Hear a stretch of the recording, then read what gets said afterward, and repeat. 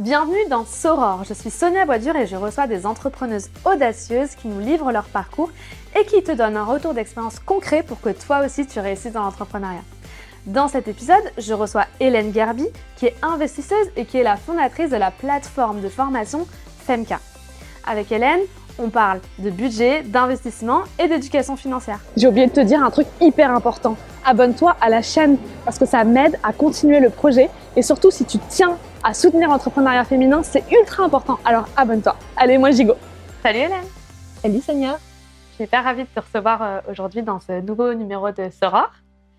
Est-ce que tu peux nous dire qui tu es ? Alors moi aussi, je suis ravie d'être là. Merci beaucoup pour l'invitation. Alors, pour me présenter, je m'appelle Hélène Gerby, j'ai 31 ans et je suis entrepreneur et autrice, puisque j'ai aussi publié un livre cette année, en tout début d'année. Voilà. Génial, c'est quoi comme livre ? C'est un livre de développement personnel financier, qui s'appelle « Développer vos super pouvoirs financiers » que j'ai coécrit avec mon associé. Et vraiment avec cette approche, proposer cette nouvelle approche des finances personnelles, avec cette volonté de réenchanter ce sujet.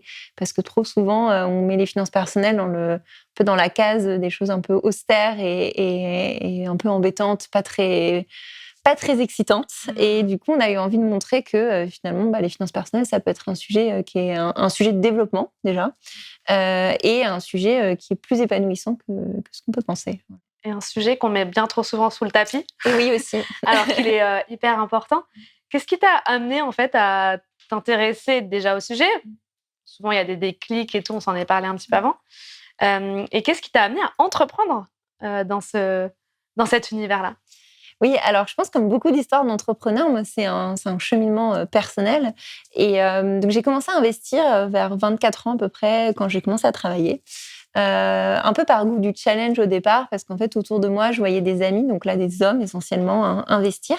Et moi, j'investissais pas parce que j'avais pas eu de culture financière, de la part de mes parents, même pendant mes études. Enfin, vraiment, personne ne m'en a parlé.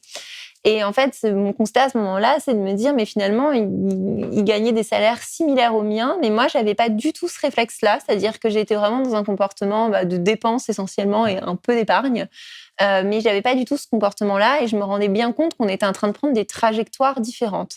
Et donc ça, c'est comme ça que moi, j'ai eu un peu ce premier, justement, déclic de me dire, mais en fait, j'ai envie de comprendre pourquoi est-ce que moi, j'y arriverais pas. Pourquoi est-ce que moi, je pourrais pas creuser ce sujet ? Et donc, j'ai commencé d'abord avec les marchés financiers. Okay. Et puis, quelques années plus tard, et là, c'est un autre moment, c'est 4-5 ans plus tard, j'ai eu envie de commencer à rejoindre des réseaux de femmes, essentiellement parce que j'avais des questionnements par rapport à ma carrière. Et en fait, là, j'ai eu un deuxième moment un peu de prise de conscience où je me suis rendu compte que dans ces lieux, dans ces instances où on parlait beaucoup d'empowerment, c'était aussi le grand moment de Lénine, etc. Et en fait, on nous parlait jamais d'argent. On parlait un peu de négociation salariale, mais vraiment de manière très limitée, mais jamais d'argent ou d'investissement. Et donc, c'est à ce moment-là que j'ai vraiment réalisé à quel point c'était un sujet dont on ne parlait pas entre femmes et que finalement, cette démarche que j'avais eue pour apprendre à investir, qui était assez complexe et solitaire, et en fait, j'étais pas la seule à avoir ce problème-là. Ok, hyper intéressant. Je vais poser une question un peu rentre dedans, mais à ton avis, pourquoi est-ce que spécifiquement dans l'univers des femmes, c'est un sujet qui est pas du tout présent ? Je pense que la première chose, c'est que on a encore aujourd'hui une éducation genrée à l'argent. C'est-à-dire que même si tu interroges dans la rue des parents, ils vont tous te dire ah ben non, il y a pas ça, on éduque de la même manière nos filles et nos garçons. Dans les faits, d'ailleurs, il y a même des études qui ont été produites qui ont montré que il y avait des différences rien que dans l'argent de poche qu'on donnait aux petites filles et aux petits garçons, avec un écart qui reflète quasiment l'écart salarial qu'on retrouve. Donc c'est impressionnant. Et au-delà de ça, c'est simplement dans une manière d'être, dans une manière d'amener le sujet. Et en fait, et ça, c'est Titu Lecoq qui en parle beaucoup dans ses travaux, on éduque les garçons à être intéressés à l'argent, à être intéressés économiquement. On base toute la féminité sur le don. Donc, en fait, c'est deux approches qui construisent des rapports à l'argent qui sont fondamentalement différents. Donc ça, c'est la première chose, c'est l'éducation genrée à l'argent. Et puis la deuxième chose, ensuite, c'est ce que j'ai observé quand je te parlais de ces réseaux de femmes, c'est que on manque de lieux de socialisation autour de l'argent pour les femmes. Alors, pour les hommes, il y en a qui sont créés à l'initiative d'autres hommes, qui vont se retrouver alors c'est pas des boys clubs au sens voilà un club secret, etc. Mais c'est plutôt aujourd'hui c'est des espaces digitaux, c'est-à-dire des conversations où ils en parlent entre eux. C'est même simplement ouvrir la conversation à deux. Et en fait, tu vois, moi je l'ai observé avec mon mari où lui je vois que ses amis, ses potes, ils en parlent. Enfin, ils se partagent les bons plans entre guillemets, parce qu'on en reparlera. Il n'y a pas réellement des bons plans en matière d'investissement, mais en tout cas, ils se partagent leurs apprentissages. Chose que nous, on fait pas du tout. On n'ouvre pas du tout cette conversation-là. Donc, en fait, ce tabou qui est entretenu entre femmes sur le sujet de l'argent nous dessert profondément. Ça le dessert d'autant plus quand on est entrepreneuse et qu'on est dans une dynamique où on est amené à se vendre aussi, et du coup, quelque part, à placer un prix sur la valeur de son travail. Tout à fait. Est-ce que ça, c'est un sujet qui, je sais que vous accompagnez chez FMK des femmes, justement, dans la prise de pouvoir, c'est ce que tu disais tout à l'heure, sur le mindset financier. Est-ce que là-dessus, tu as des conseils, justement, sur comment se vendre, comment assumer son prix? Alors, nous, c'est un sujet que chez FMK, on ne traite pas directement, puisque nous, les femmes qu'on accompagne, on les accompagne plutôt sur le volet investissement. Donc, c'est vraiment comment je vais faire fructifier mon argent. Donc, on est plutôt sur j'ai de l'argent, j'ai un certain patrimoine ou matrimoine, moi j'aime bien ce terme-là, comment est-ce que je vais le faire grandir et faire travailler l'argent pour moi. Néanmoins, moi, j'ai eu cette expérience, j'ai eu ce problème-là d'un point de vue personnel, puisqu'en fait, très vite, j'ai été confrontée à ça. Très vite, j'ai été confrontée à ce problème de, alors, trouver les bons prix pour nos programmes, ça, c'est d'une part, et d'autre part, sur des sollicitations de conférences, de choses comme ça. Mais en fait, comment est-ce que je défends ma valeur ? Et ça, c'est un travail, moi, je trouve vraiment de très, très longue haleine et qui est très complexe parce qu'en fait, au départ, moi, je disais oui à beaucoup de sollicitations de travail gratuit, en fait. Et parce que j'étais dans ce truc de me dire il faut que je me fasse un peu connaître, il faut que je me fasse la main, etc. Depuis à peu près 1 an, j'ai pris la décision de refuser tout travail gratuit. Donc, je l'ai dit, tu vois, j'ai même fait un post LinkedIn dessus. Je suis très claire. La semaine dernière, j'ai eu 2 propositions de travail gratuit. J'ai dit non aux 2.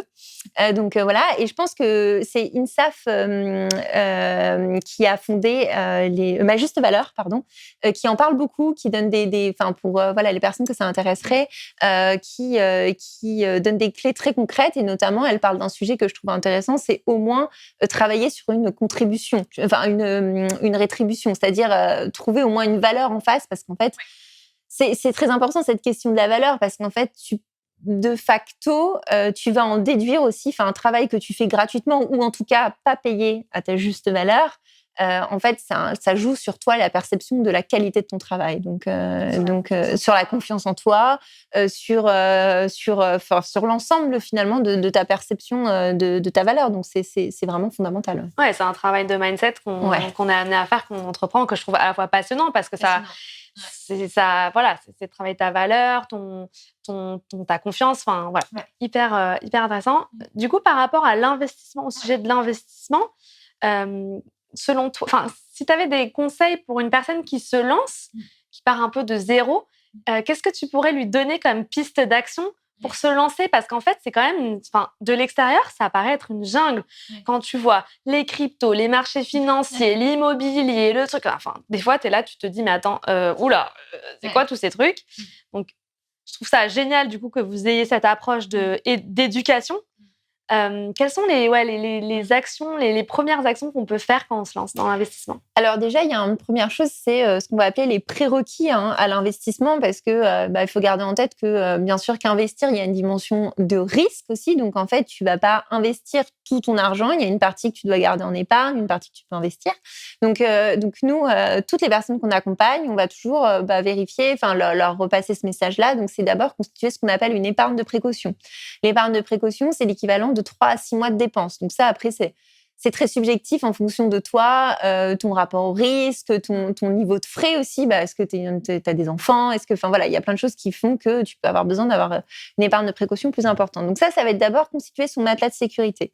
Ensuite, la deuxième étape, moi, ce que je dis souvent aux personnes aussi qu'on accompagne, c'est se poser la question du pourquoi, en fait. Pourquoi tu as envie d'investir? Et c'est le fameux, un peu, le golden circle de Simon Sinek, c'est vraiment de se revenir à ce qui te motive profondément. Et le pourquoi, il y a 2 dimensions. Qu'est-ce que tu as envie de financer comme projet? Et puis aussi, potentiellement, les valeurs. En tout cas, qu'est-ce que tu as envie que ton argent finance aussi? Parce que c'est un vrai sujet, la question de l'impact. Et donc ça, nous, on a une approche notamment qui est une approche un peu différente du sujet des finances personnelles et qui vient des États-Unis, qui est l'approche goal-based investing. Donc, c'est investir en fonction d'objectifs de vie.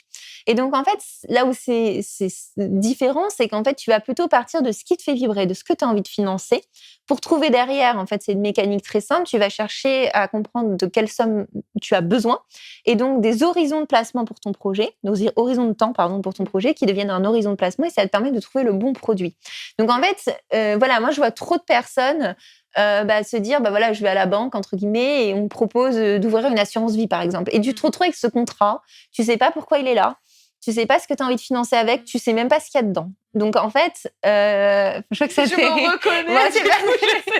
Oui, c'est ça. Voilà, Je donc, confirme. parce que voilà, j'ai beaucoup d'appels découvertes, des personnes qui me racontent ça. Et en fait, je comprends la démarche de se dire, c'est bon, j'ai fait un investissement. Mais en fait, avec ce type d'investissement, ça va être très, très dur de rester motivé parce qu'en fait, tu sais pas à quoi il sert. Très, très dur du coup d'avoir de la constance et d'avoir une vraie stratégie. Donc, nous, on incite vraiment à se poser ces questions-là et à penser tes investissements dans une approche qui est stratégique. Et comment tu vas faire en sorte d'aligner tes finances personnelles avec tes objectifs de vie. Parce qu'en fait, c'est quand même ça à la fin. Enfin, trouver cet alignement-là, c'est quand même extrêmement important. Et puis, dernier point, se former. Enfin, je pense que c'est... Enfin, voilà, partir comme ça sur un produit alors qu'en fait, il existe, tu l'as dit toi-même, une variété de produits. Et donc, c'est très, très important de vraiment avoir une compréhension déjà, une cartographie de ce qu'il existe pour comprendre ce qui te correspond à toi. Parce qu'en fait, les investissements de ton voisin, de ta voisine, ne sont pas tes investissements à toi forcément, pas avec forcément le même rapport au risque, les mêmes horizons et les mêmes projets à financer. Ok, d'accord. Voilà. Donc, ça peut être, donc effectivement, ça peut être soit en termes de produits, des placements boursiers, les crypto-monnaies, ça c'est... Est-ce que tu penses que c'est une dimension qui peut être accessible en premier lieu ou tu conseillerais de commencer par d'autres choses? Non, alors nous, on a notamment un programme d'accompagnement qui vraiment s'adresse aux personnes qui veulent débuter, qui veulent lancer leurs premiers investissements. Très concrètement, nous, on va parler de tout ce qui est les fondations en matière d'investissement. Donc, c'est vraiment accompagner sur constituer cette épargne de précaution, accompagner sur des premiers placements qui vont être essentiellement des placements. En effet, tu as les marchés financiers, tu vas avoir des produits type des assurances vie qui, en soi, correspondent aussi à investir sur les marchés financiers pour une part. Ça dépend comment est constituée ton assurance vie. Et puis, il va y avoir des options dans l'immobilier, par exemple. Voilà. Mais tout ce qui va rentrer dans les cryptos ou du private equity, par exemple, quand tu investis dans des startups, tout ça, c'est ce qu'on met dans la catégorie, dans les finances personnelles, on met ça dans la catégorie exotique. Donc, en fait, c'est sympa parce que ce qui est cool, c'est que c'est sexy, ça donne envie, tu vois, c'est quand même plus cool que l'assurance vie. mais en fait, nous, on en parle à nos apprenantes plus parce que c'est une approche de culture financière. En fait, il faut comprendre comment ça fonctionne, il faut comprendre où ça se situe dans ta stratégie, dans une stratégie d'investissement. Mais en fait, c'est pas la porte d'entrée. Enfin, c'est pas la porte d'entrée parce que en réalité, on est sur des placements où il y a un haut niveau de risque. Donc, en réalité, c'est des placements qui sont... il faut d'abord avoir sécurisé certains fondamentaux. Ça, c'est important. Ok. Donc, plutôt des placements boursiers en premier lieu. Et après, éventuellement, en tout cas, s'acculturer quand même à ce qui se fait sur la crypto. Mais oui, tu peux t'acculturer. Après, voilà, en fait, ce que tu vas choisir comme placement, la première clé d'entrée, c'est vraiment ton horizon de placement. C'est-à-dire que si tu es sur des horizons qui sont quand même relativement court terme, les marchés financiers, ça ne marchera pas non plus. Tu vois. Donc, c'est vraiment en fonction de tes projets de vie. Si tu es sur des projets plutôt de retraite, oui, là, tu peux le considérer. Donc, en fait, nous, si tu veux, c'est toujours une approche de comment tu fais pour investir avec un maximum de sérénité. Tu seras jamais 100% sûr, etc., mais un maximum de sérénité. Donc, c'est pour ça que, non, on commençait par les cryptos et mettre, 50% de ce que tu as dans les cryptos, c'est pas un investissement en sérénité. Voilà. Voilà. Après, ça t'empêche pas d'en avoir une part dans ton portefeuille. Tu vois, moi, j'en ai une part, mais absolument négligeable par rapport à ce que j'ai investi en immobilier ou sur le marché financier, par exemple. Ouais. Et sur l'immobilier, moi, c'est un univers que je connais à travers mon mari parce qu'il travaille dans cet univers-là. Je vois qu'il fréquente il va beaucoup être dans des événements en lien avec ça. Moi, ce que je vois, c'est qu'il y a que des hommes, clairement. Du coup, ça refroidit, je pense, davantage quand t'es une femme. Ça paraît complexe aussi. Là-dessus, est-ce que tu conseillerais de s'intéresser aussi à ça en premier lieu?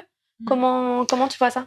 Alors, l'immobilier, en fait, si tu veux, tout ça, ce qui est intéressant, c'est de garder en tête que dans l'investissement, il faut avoir une approche de toute façon de diversification. C'est-à-dire que c'est vraiment l'adage populaire, ne pas mettre tous ses œufs dans le même panier. C'est exactement la même chose appliquée aux finances personnelles. Donc, oui, forcément, aller voir du côté de l'immobilier, c'est intéressant aussi parce que c'est une catégorie d'actifs que tu peux considérer.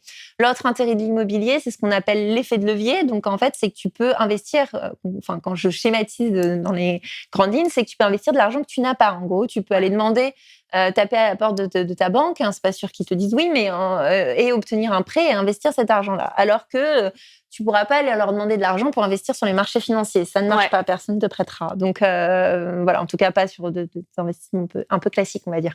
Donc du coup, tu as ce levier-là qui est très important. Donc en fait, dans une stratégie d'investissement, c'est ça l'intérêt de l'immobilier.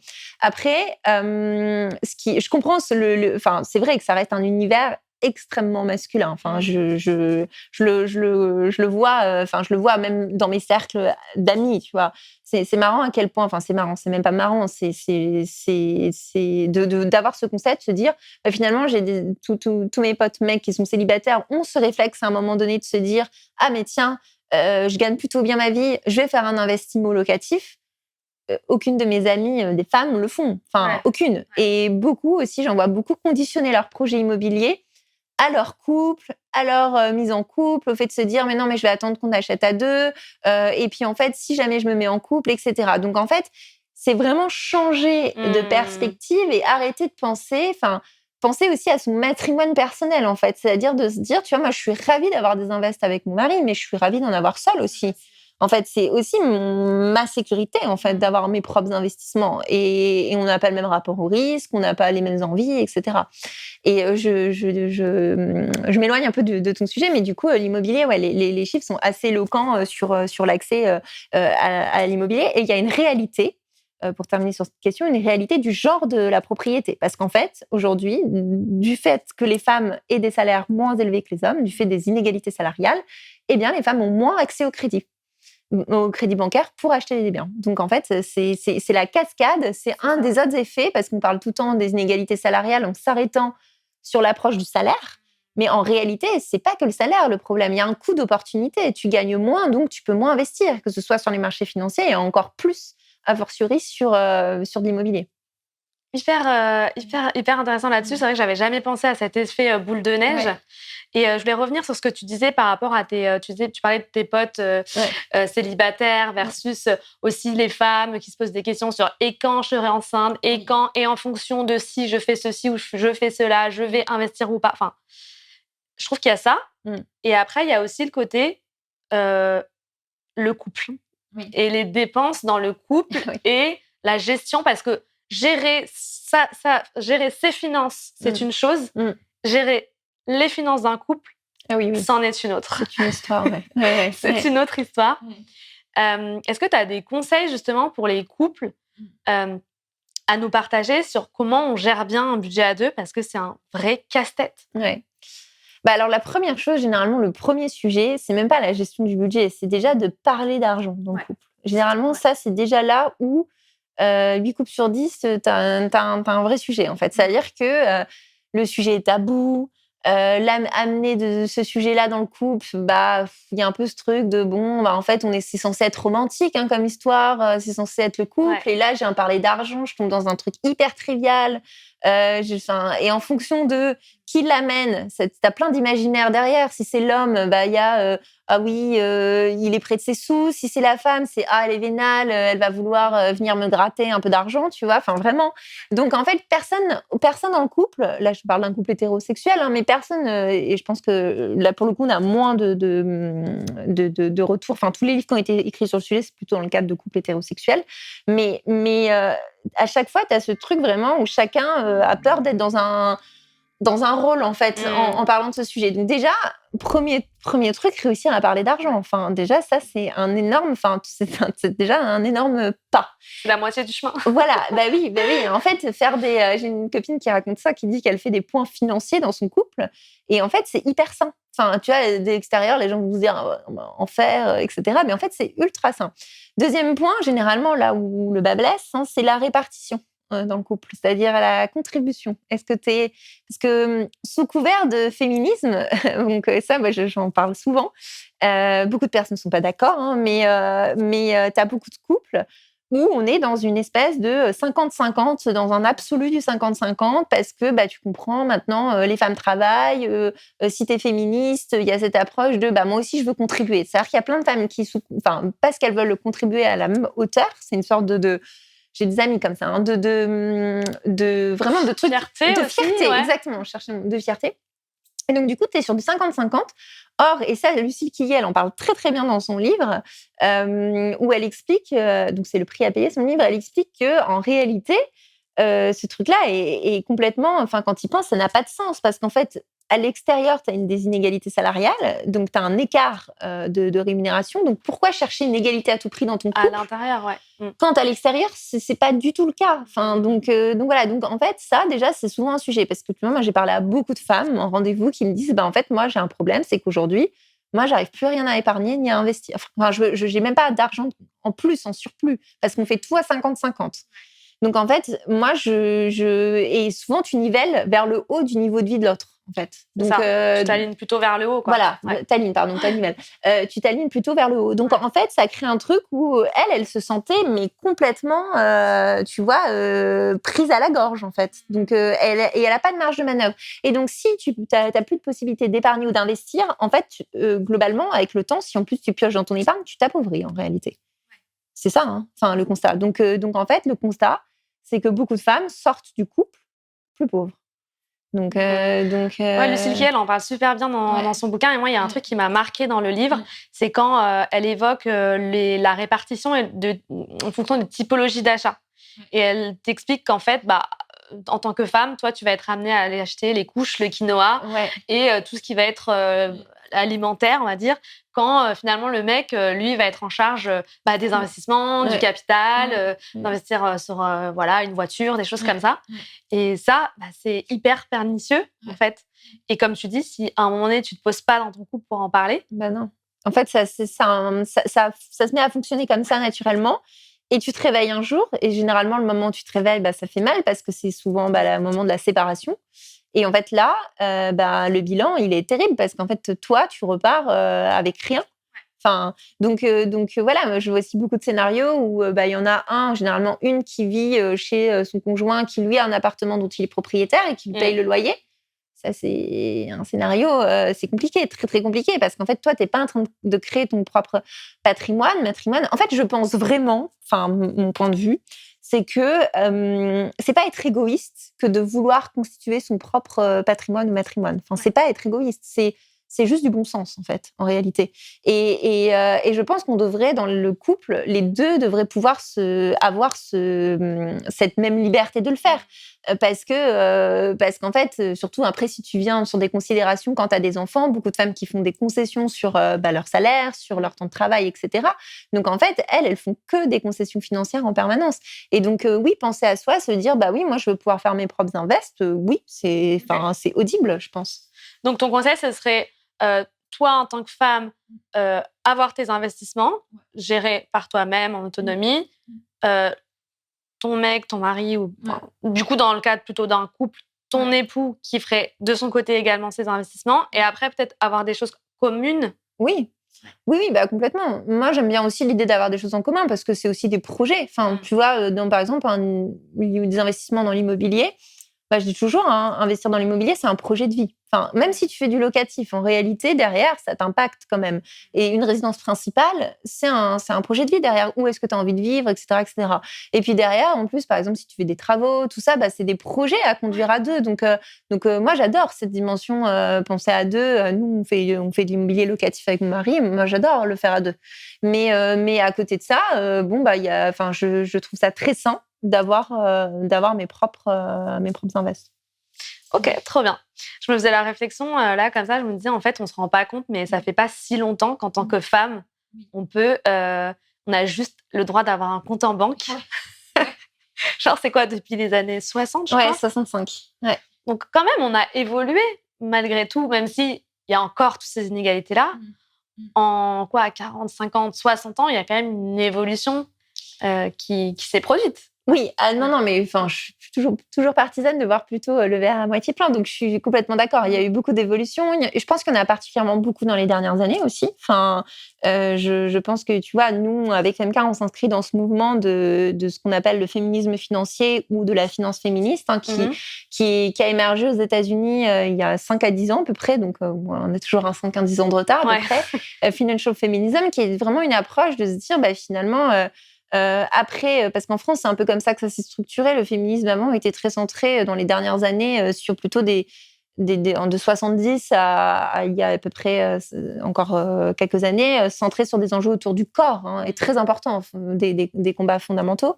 Mais moi, je pense que l'argent, c'est la prochaine bataille, en l'occurrence, parce que t'atteins pas une égalité femmes-hommes sans égalité économique. C'est pas possible. Donc, oui, il y a beaucoup de choses qui sont faites. Après, ça dépend comment tu le regardes. Et je pense qu'il faut aussi garder en tête qu'il y a beaucoup de choses qui, jusqu'à présent, étaient surtout impensées, en fait. Donc, en fait, on s'en rendait pas compte. Typiquement, les violences économiques, on commence à en parler davantage, mais jusqu'à présent, c'était impensé. C'était même pas pensé comme... Donc, pour rappeler, les violences économiques, c'est le fait de contraindre financièrement quelqu'un, notamment généralement, c'est dans le cadre du couple. Donc, ça passe par tout simplement des actes comme contrôler les dépenses de son mari ou de sa femme ou de son conjoint ou conjointe. Donc, ça, c'est de la violence économique. Et en fait, avant, vu qu'il n'y avait pas un nom qui était réellement posé dessus, on ne se rendait même pas compte que ça existait. Donc c'est aussi ça, le sujet. Donc, oui, ça évolue. Après, les chiffres ne sont pas non plus si encourageants que ça. Quand on regarde les inégalités salariales,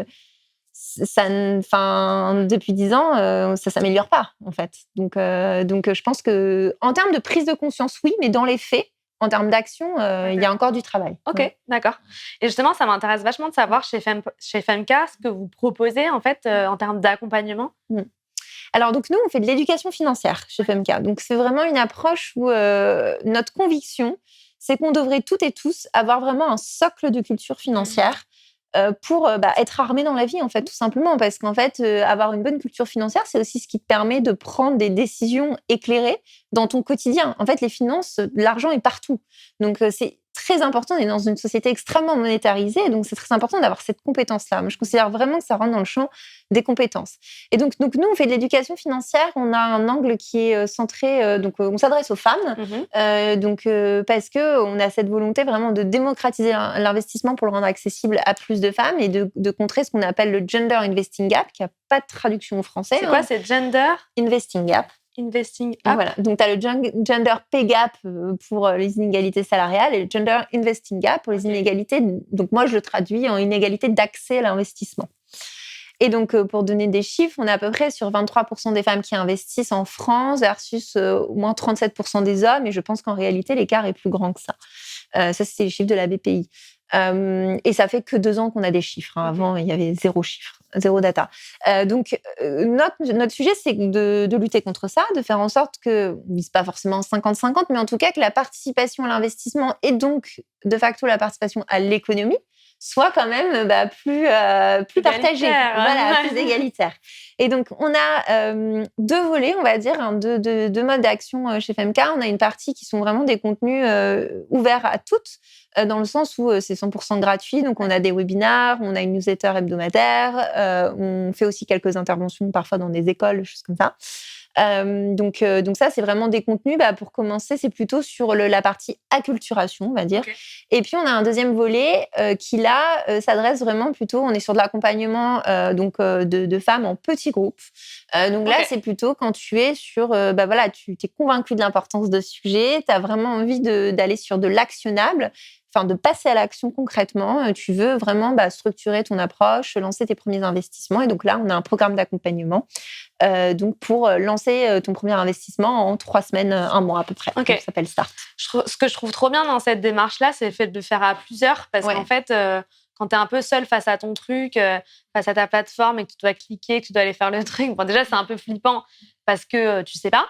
Mais en plus, quand tu es plusieurs à le faire, qu'il y a une espèce de solidarité qui se crée, c'est hyper cool. Et du coup, vous faites ça, c'est accessible en distanciel?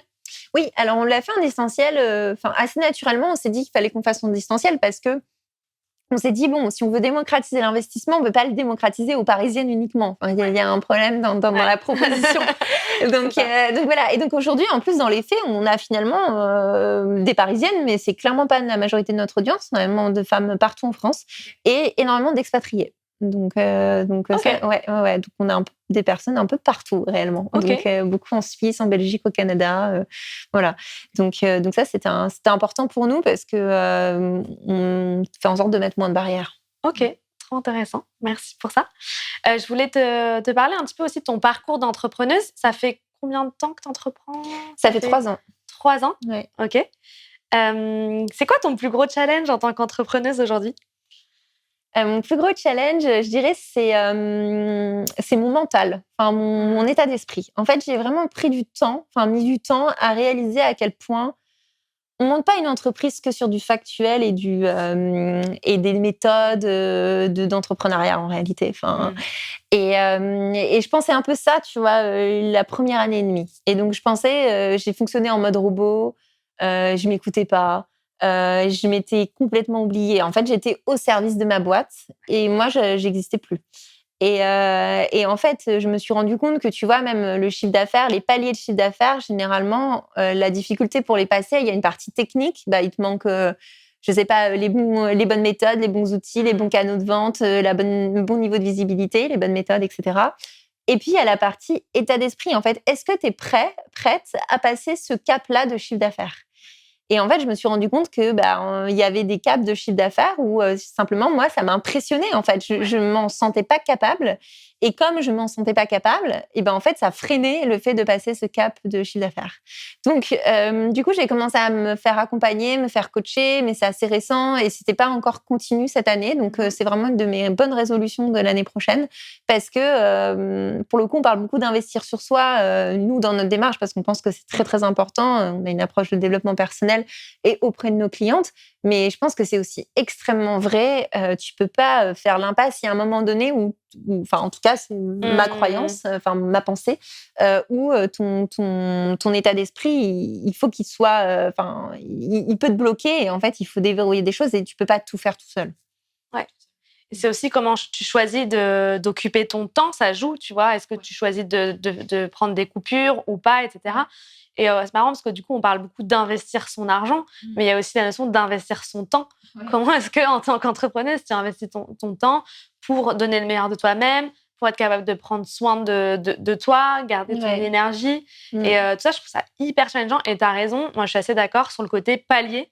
Qui peuvent être parfois impressionnants aussi. Ouais. Et ça, je fais aussi le lien avec le sujet de la culture financière parce que quand tu n'as pas été habitué à avoir parfois des montants comme ça qui peuvent paraître énormes par rapport à ce que toi, tu as pu avoir l'habitude de gérer en tant que salarié, ça fait quand même quelque chose en fait. Et du coup, pour moi, il y a un vrai lien entre le mindset, la manière dont tu gères tes finances, ton mindset et comment tu investis ton temps. Mais le temps, moi, je trouve que c'est un sujet extrêmement difficile. En fait, même, tu vois, au bout de 3 ans, je sais toujours pas vraiment bien où mettre le curseur. Parce qu'au départ, j'étais vraiment dans un truc où je me rendais pas compte à quel point, et pourtant on le dit tout le temps, mais moi, à ce moment-là, ça faisait pas écho pour moi, de te dire que quand tu es entrepreneur, ton temps, c'est probablement la chose la plus précieuse. Parce que en fait, clairement, on va commencer à te sursolliciter pour plein de choses. J'en parlais tout à l'heure, pour du travail gratuit, pour tout ce genre d'éléments. Alors qu'en fait, ton temps, il est, tu dois pouvoir le mettre au service de ta boîte et aussi pouvoir t'en dégager à titre personnel. Et donc, du coup, moi, au départ, j'étais dans ce rapport un peu trop généreux, tu vois, de mon temps. Et aujourd'hui, j'essaie de faire attention de ne pas tomber dans le rapport inverse qui devient aussi très productif. C'est-à-dire que j'ai du mal, aujourd'hui, mon enjeu, c'est que j'ai vraiment du mal à ne pas avoir un temps productif, en fait. Enfin, c'est horrible. J'ai une amie qui en parle, qui en a parlé en parlant de capitalisme intériorisé. Et je trouve qu'elle a totalement raison, parce qu'en fait, c'est-à-dire que tu deviens, comme tu as peu de temps, enfin, c'est ce que je dis tout le temps à mon mari, je lui dis, moi, en fait, mon temps perso, j'en ai tellement peu que du coup, je deviens très extrême dans ce rapport au temps. C'est-à-dire que quelqu'un qui me parle pour ne rien me dire, je deviens assez intolérante et je suis là, en fait, j'ai pas le temps. J'ai pas le temps de perdre mon temps. Voilà. Et du coup, ça, faut quand même aussi faire attention. Moi, je trouve ça très dur à gérer de passer, tu vois, t'es un peu d'un extrême à l'autre. Avant, j'avais un rapport à mon temps plutôt salarié où je me rendais pas compte que j'avais une jauge de temps en fait limitée. Aujourd'hui, où je deviens très waouh. Ouais. Tout est dans une case, il y a rien qui dépasse, il y a des tout doux et tout est millimétré. Donc, est-ce que parfois moi, il y a un truc que je fais, mais c'est ouf. Genre, parfois, je vais faire une action pour mon business. C'était pas dans ma to-do, mais du coup, je vais quand même l'écrire juste pour le cocher et le rayer parce que je l'ai fait. C'est l'histoire de ma vie de rajouter des trucs dans ma to-do. Puis, tu sais, t'as la tâche que tu procrastines depuis 6 mois. Par contre, elle est toujours en haut, non rayée. Moi, j'ai même une liste. Donc ça, c'est affreux. J'ai un peu honte. Mais dans mes to-do, j'ai une liste de procrastination. Donc en fait, c'est vraiment ça. Je sais que c'est les sujets que je procrastine depuis 6 mois.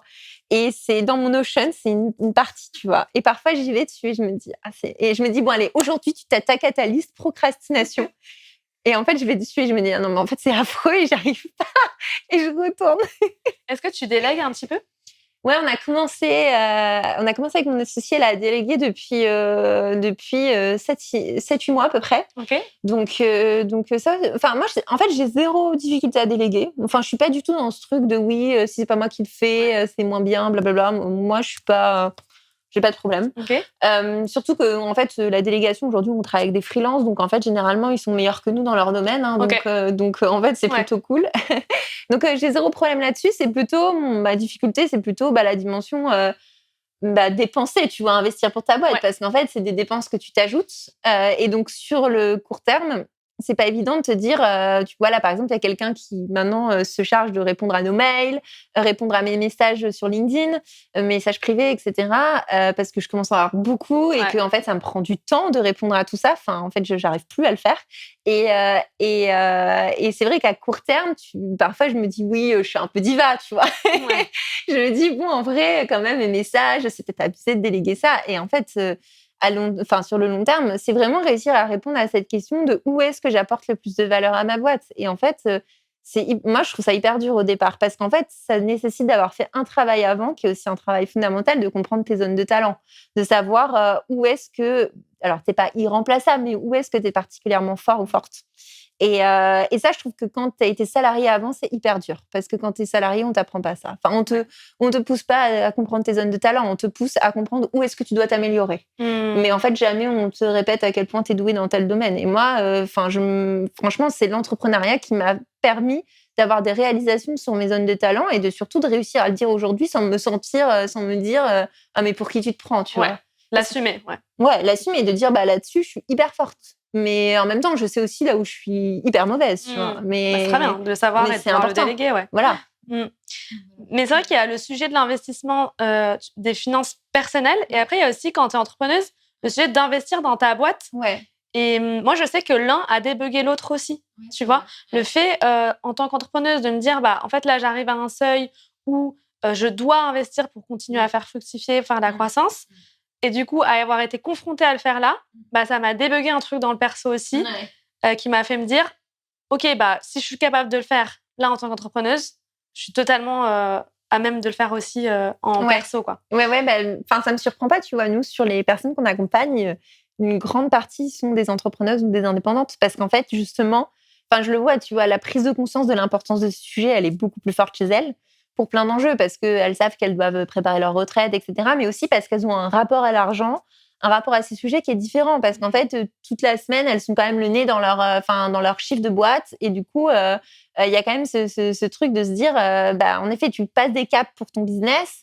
Et tu vois, encore hier, j'étais en discussion avec une personne qui me disait, en fait, je me rends compte que je passe des caps pour mon business, je suis capable d'investir pour ma boîte, mais je me rends compte que moi, je me suis oubliée, je me suis laissée sur le côté. Donc, je le vois beaucoup, ouais.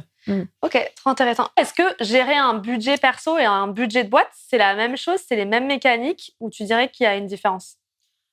Moi, je le gère pas pareil. Après, je pense que c'est parce que c'est les masses. Enfin, pour le coup, la boîte, on est quand même sur quelque chose d'un peu plus macro. On a des choses qui sont récurrentes tous les mois. Ouais. C'est plus, on définit en fonction aussi d'une stratégie, etc. Après, personnellement, j'ai une méthode de budget, mais qui est plus, justement, tu vois, je te parlais tout à l'heure du goal-based investing. Il y a l'équivalent pour le budget, un goal-based budgeting. Okay. Donc, moi, c'est aussi cette approche-là où, en fait, tous les mois, je m'assure que finalement, mon argent va va financer les projets qui me tiennent à cœur. Donc ça, c'est la priorité.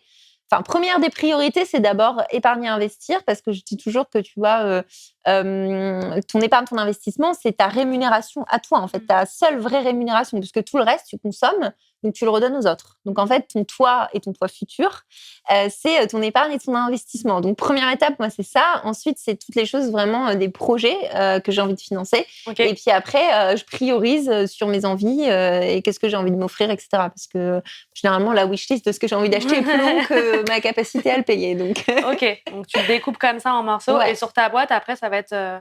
Ouais, non, c'est plus en fonction de nos enjeux. Déjà,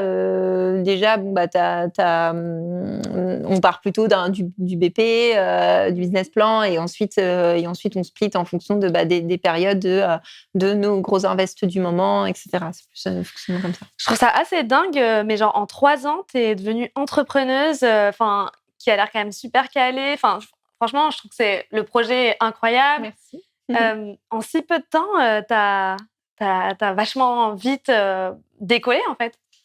Ouais, je sais pas, c'est marrant parce que tu vois, c'est drôle, les perspectives. Moi, j'ai l'impression que ça a pris trop de temps.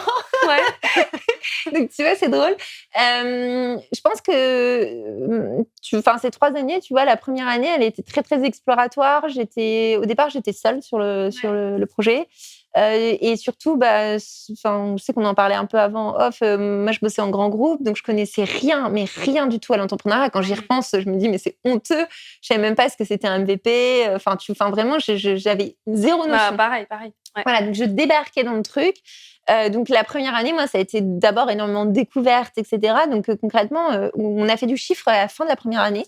Donc ça a mis du temps. Si demain je devais relancer une boîte, je ne mettrais pas autant de temps avant de pouvoir avoir des clients, parce que c'est quand même le nerf de la guerre. T'as mis 12 mois à avoir tes premiers clients, c'est ça? Un peu moins, Okay. 10. 10 mois. 9-10 mois. Okay. Ouais, parce que j'ai mis 10 mois à lancer un produit.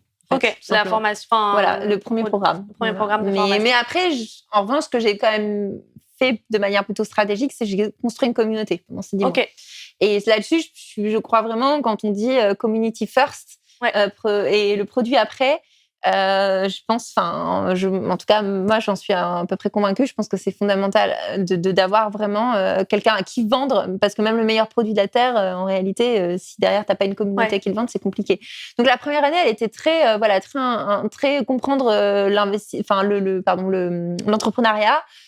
Aussi commencer à tisser un réseau, m'orienter dans cet univers-là. J'ai rencontré aussi mon associé, du coup, avec qui on a pu commencer à structurer les choses et sortir le premier programme. Donc voilà. Et puis après, ça a été la deuxième année, ça a été très très opérationnel. On a eu le livre à écrire aussi en parallèle, donc c'était assez intense. Voilà. Et surtout, nous, je pense qu'il nous a fait beaucoup accélérer, c'est de se faire accompagner, en fait. D'accord. Donc on s'est fait accompagner presque tout le temps, en fait, en continu. D'abord dans des incubateurs, ensuite via des agences plutôt growth ou très spécifiques, qui nous ont fait nous aider à faire vraiment des diagnostics de business, comprendre vraiment nos vrais problèmes. Et donc aujourd'hui, on a gardé cette méthode avec des experts ou des expertes qui nous accompagnent sujet par sujet, pour vraiment, parce que c'est vraiment une vision. Nous, on pense notre entreprise vraiment comme un système.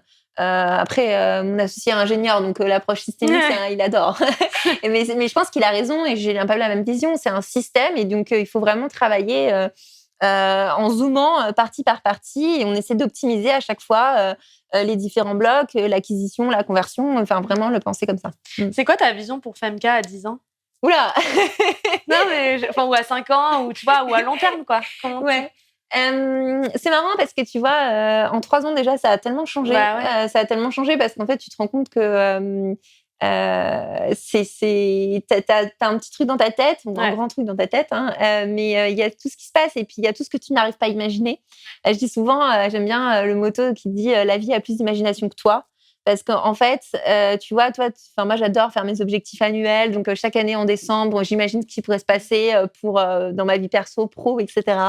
Et mon meilleur exemple, c'est tu vois l'an dernier quand on a écrit notre livre, je pensais pas qu'on écrirait un livre en fait au bout d'un an et demi de boîte, donc ce qui est quand même relativement rapide, tu vois, sur le sujet. Et je l'aurais jamais écrit dans mes objectifs entre guillemets au bout de 2 ans. Et donc, la vision à 5 ans, j'ai toujours un peu de mal parce que aujourd'hui, c'est sûr que notre mission, enfin, je pense que le fil d'Ariane, enfin, c'est que cette mission-là, pour moi, elle a énormément de sens, même si j'adorerais te dire que le problème est résolu dans 5 ans, parce qu'en fait, c'est aussi le propre d'une boîte à mission. En fait, si nous, demain, si on atteint une forme de parité dans l'Invest, on n'a plus de raison d'être. Hein. Enfin, et c'est tant mieux, ça veut dire qu'on a accompli notre mission, donc on part en vacances. Mais non, blague à part. Donc, je pense que ce sera toujours ce même fil d'Ariane. Après, je pense que t'as plein de manières de le résoudre, ce problème de l'accès à l'investissement ou plus globalement de l'égalité économique femmes-hommes. Parce que moi, enfin, tu vois, là, on parle d'accès à l'investissement avec Femca, mais même dans mes engagements personnels, mes prises de parole, mes conférences, etc., je suis plutôt, je travaille sur un spectre un peu plus large de l'égalité économique. Et donc, il y a plein de modalités. Ça peut être, tu vois, nous, on pense à un moment donné, pourquoi pas un think tank qui permet aussi d'avoir plus de data sur le sujet. Pourquoi pas une verticale qui est plus fintech, c'est-à-dire vraiment, une fois que tu as une communauté de femmes qui, en fait, ont appris à investir, pourquoi pas proposer des opportunités d'investissement qui sont pertinentes, qui vont dans le bon sens, etc. Pourquoi pas rester complètement 100% sur de l'éducation, mais avec d'autres modalités, avec des formats physiques, avec des formats... Moi, j'adore mixer les univers, tu vois. Et donc, je pense qu'il y a plein de trucs qu'on peut imaginer. Tu vois, on a fait un partenariat avec une marque de cosméto pour parler de bien-être. Ouais, parce que l'angle du bien-être financier, moi, j'adore. Je trouve qu'il y a plein de ponts avec... là, on a invité quelqu'un qui a parlé d'investir dans l'art. Donc, je pense qu'on peut imaginer plein de manières de faire exister ce sujet. Avec des angles différents, parce que toujours aussi en filigrane, il y a cette envie de réenchanter ce sujet-là, et je pense qu'il y a encore du travail. Ah oui, ça c'est sûr. Tu sais, moi j'ai fait une grosse erreur quand je me suis lancée, c'est que je me suis pas payée pendant 1 an, un truc comme ça. Et il y a un moment où ça a été franchement chaud, parce que je me suis retrouvée avec une trésor perso qui commençait à s'amoindrir, quoi. Et en fait, après coup, je me suis dit, mais pourquoi j'ai fait ça ? Enfin, pourquoi à ce point-là, je me suis mis de côté et j'ai fait passer ma boîte en premier, tu vois. Et ça, c'est une erreur que je ne referai plus. Et du coup, je pense que c'est important de le dire, tu vois. Ouais, c'est vrai. C'est dire, en fait, c'est pas parce que, oui, c'est important de se constituer une trésorerie dans son entreprise, mais c'est aussi fondamental, et j'ai envie de dire même prioritaire, de se rémunérer, parce que tu n'es pas l'esclave de ton entreprise. Bien sûr. Et aussi, c'est une manière, tout simplement, juste de se donner la motivation aussi et l'envie de continuer. Donc, je pense que si je l'ai fait, je suis peut-être pas la seule. Ouais. Du coup, je le partage ici. Mais en tout cas, je trouve que cette mission que vous donnez là, elle est franchement hyper... moi, je suis hyper impressionnée, et ça me donne d'ailleurs vachement envie de voir ce qu'il y a derrière vos programmes, d'aller un petit peu plus loin. Ouais, alors sur le fait de se rémunérer, moi je suis 100% d'accord avec toi, et en fait c'est quelque chose, tu vois, j'ai été dans beaucoup d'incubateurs qui s'adressaient à des femmes, et en fait je me rends compte, j'ai 0 chiffre à l'appui de mon propos, hein, mais je me demande si c'est pas un comportement qu'on voit plus chez les femmes quand même, enfin en tout cas moi empiriquement c'est ce que j'ai observé, et au-delà de se rémunérer, il y a aussi réussir à se rémunérer correctement quand même, parce que en fait derrière, comme tu dis, c'est encore une fois c'est ta motivation, la question de ta valeur, etc. Donc en fait à un moment donné, si tu te payes pas ou que tu te payes trop mal, t'as l'impression que en fait ce que tu fais que t'es vraiment pas importante pour ta boîte. Et donc alors après je sais que c'est pas évident, c'est plus simple de le dire que de le faire, hein, mais en fait quand on le prend dans l'autre sens aussi, si on se met à un certain niveau de salaire, qu'on se dit je dois me payer tant, il y a un certain montant de charges, etc. En fait, ça donne aussi beaucoup plus de créativité pour aller faire son CA. Carrément. En fait, c'est aussi ça la réalité. Carrément. On dit parfois que pour faire du chiffre, il faut avoir faim. Et en réalité, Quand on est trop dans un confort, et moi je le vois par exemple pour toutes les personnes qui créent une boîte avec des aides, notamment chômage, le chômage c'est très bien pour plein d'aspects parce qu'en fait, en réalité, avoir une boîte rentable où on peut se payer en vivant que sur son épargne personnelle, c'est hyper compliqué, surtout si on est plusieurs associés, etc., qu'on ne peut pas lever de fonds. Enfin, si on est sur de l'autofinancement, franchement, c'est un challenge en quelques mois. Enfin, ou alors, il faut avoir monté d'abord sa boîte en side project. Sinon, je ne vois pas comment c'est possible de se payer en quelques mois. C'est compliqué. Ou alors avoir de l'expérience en entrepreneuriat. Mais du coup, c'est très positif d'avoir ce filet de sécurité-là. Mais je vois le revers, le pendant de tout ça, c'est que je vois beaucoup de personnes prendre énormément leur temps parce qu'elles se disent « Ah, mais j'ai 2 ans, j'ai 2 ans et demi, j'ai le temps, etc. » C'est un peu mon cas aussi. Franchement, moi, j'ai commencé à faire du chiffre d'affaires au moment où j'avais plus de droits. Beaucoup. En fait, beaucoup de personnes, parce qu'en fait, t'as pas ce truc de te dire, de toute façon, t'as quand même ton chômage qui tombe à la fin du mois. Exactement. Donc, en fait, du coup, t'es pas dans ta créativité. Moi, je vois nos meilleurs mois d'idées, c'est les mois où on a plus de mal en termes de chiffres, quand on arrive vers le 20 du mois et qu'on voit qu'on n'est pas à l'objectif. Mais là, on a une créativité, mais insoupçonnée. Hein. Enfin, c'est complètement incroyable. On a plein de nouvelles idées. Et parfois, en une semaine, on fait tout ce qu'on n'a pas fait en 20 jours, quoi.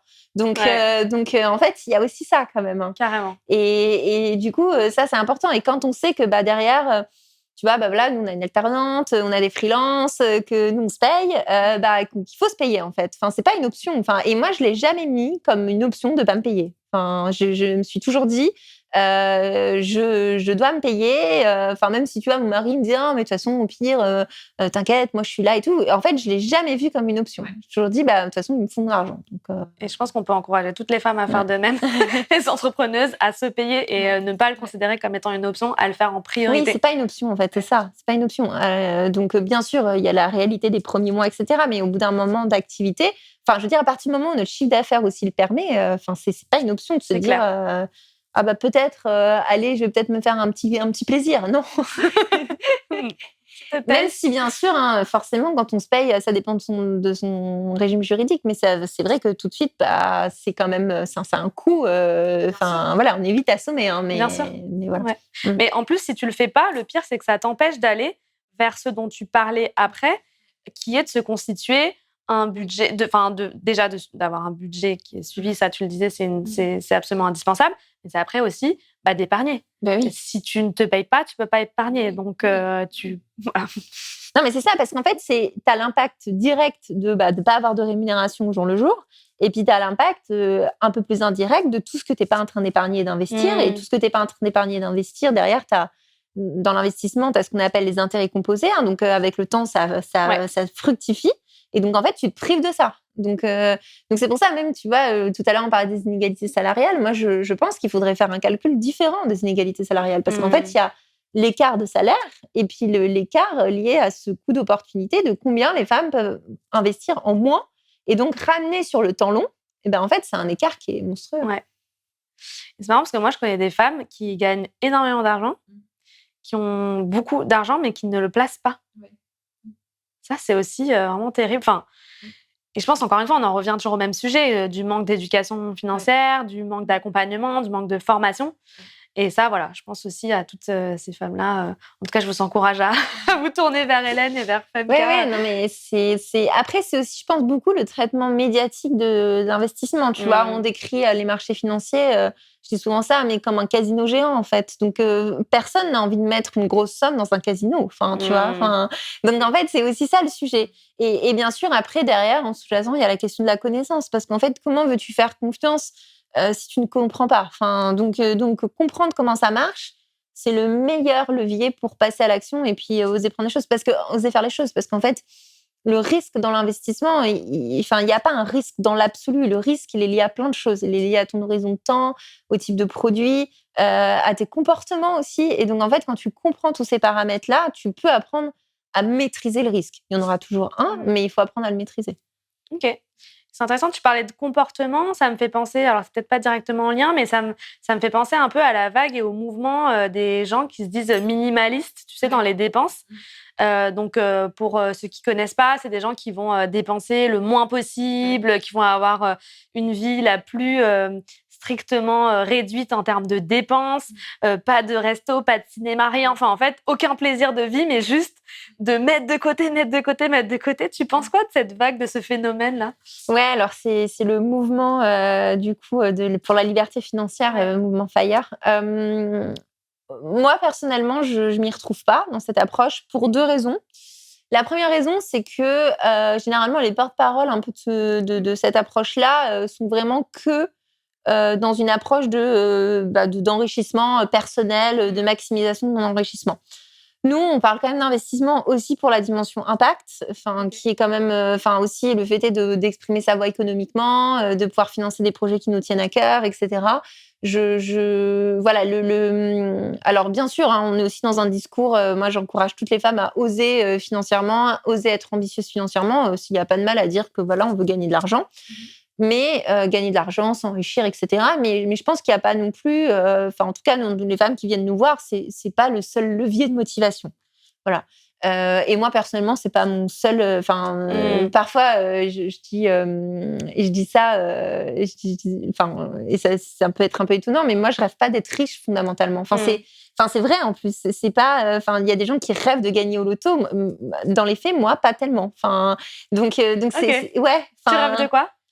De beaucoup de choses, mais en fait, moi, je suis peut-être plus dans un accomplissement on va dire, de l'ordre de l'action, tu vois, d'accomplir des choses. Moi, c'est ça qui me fait vibrer, tu vois. C'est vraiment d'accomplir des choses, et même dans l'investissement. En fait, j'aime beaucoup la dimension accomplissement et ce que ça m'apporte en niveau de confiance en moi aussi. Bien sûr, ça m'apporte de l'argent, mais ce que j'aime surtout, ça m'apporte de la sécurité financière, donc de la sérénité, du bien-être financier, mais surtout, ça m'apporte de la confiance, de la fierté aussi. Donc ça, je trouve ça important. Et du coup, le discours qui est que centré sur la richesse, en fait, je trouve que c'est manquer tellement de choses. Tu vois, moi, je parle souvent des avantages extra-financiers à investir. Il y a l'avantage financier, mais il y en a d'autres. Et c'est un peu trop simpliste, je trouve, comme démarche, comme approche de tout ce que ça peut nous apporter, cette démarche de prendre en main ses finances personnelles. Première chose. Et puis, deuxième chose, voilà, de finir à manger des pommes de terre tous les jours parce que tu veux devenir riche demain. Alors oui, moi, je suis plutôt pro l'action pense à toi demain. C'est vraiment l'approche qu'il faut avoir dans l'investissement. C'est pas, c'est penser que, ton futur toi, il est pas si loin que ça. Ça, je suis 100% d'accord. Mais à un moment, moi, je pense pas qu'il faille rentrer forcément dans ce type de démarche, et qu'en réalité, tu peux viser des très bons niveaux de sécurité financière, des projets très excitants, très ambitieux, etc., sans aller jusqu'à ce type d'approche. Ok, c'est rassurant. Voilà, donc voilà. Après, il y a quelque chose qui est de l'ordre de... c'est assez admirable d'avoir cette discipline financière. Mais moi, j'aime trop aussi me faire des petits plaisirs, quoi. Je suis pas là non plus pour subir financièrement toute ma vie, pour être peut-être hypothétiquement riche à 60 ans. Oui, c'est ça. Ou à 40 ans, en l'occurrence, c'est l'horizon de 40 ans. Mais voilà. Je suis assez d'accord avec ça. Ça me va bien comme façon de penser, et je me l'approprie volontiers. Merci. Je t'avais proposé d'apporter un objet mystère. Est-ce que tu veux bien nous le présenter? Oui, alors c'est pas très original, c'est un livre. Donc Gisèle Halimi, La cause des femmes, je sais pas si tu l'as lu. Pas très original, mais moi j'adore lire. Je lis bien sûr beaucoup de penseuses féministes, puisque ça m'a aidé à structurer ma pensée, à structurer ma vision sur le sujet. Et Gisèle Halimi, j'ai une affinité particulière. Elle est parmi justement les féministes, parmi les premières à avoir justement parlé de ce sujet, de l'importance de l'émancipation économique, et son parcours personnel aussi. Elle en parle énormément. C'est vraiment quelque chose d'important. Après, dans son approche à elle, à l'époque, j'ai envie de dire, l'émancipation économique, c'était essentiellement avoir un salaire, ce qui était à cette époque-là, voilà, et qui est toujours vrai. Mais moi, ce que je dis, c'est que c'est pas suffisant. Voilà. Que c'est aller un peu plus loin encore. Ok, génial. Écoute, très belle référence que je vais me procurer. Où est-ce qu'on peut te retrouver, Hélène? Oui, alors sur LinkedIn, je poste tous les jours. Voilà, sur les sujets essentiellement du féminisme financier. Donc partager autour de ces enjeux-là, donner aussi des aspects plus concrets, des inspirations de lecture, voilà. Et puis ensuite sur Instagram également. Donc je poste mon quotidien d'entrepreneur sur mon compte Instagram, et puis sur le compte de Femka. Sur le compte de Femka sur Instagram? Ouais. Ok, trop cool. Et je vous invite à aller regarder aussi les vidéos qui sont présentes sur votre site internet. Oui, des webinaires. Ouais. Les webinaires dans lesquels il y a quand même déjà pas mal d'éléments si vous avez envie de creuser sur ce sujet des finances personnelles. Merci beaucoup Hélène. Merci à toi. Merci. J'espère que le parcours de mon invité t'a inspiré. J'ai 2 questions pour toi. Quels sont tes grands apprentissages suite à l'écoute de cet épisode ? Que vas-tu mettre en place dès demain ? Je t'invite à prendre en note tes réponses et à me les partager via les réseaux sociaux. Si cet épisode t'a plu, abonne-toi à la chaîne YouTube et laisse un avis 5 étoiles sur Apple Podcast.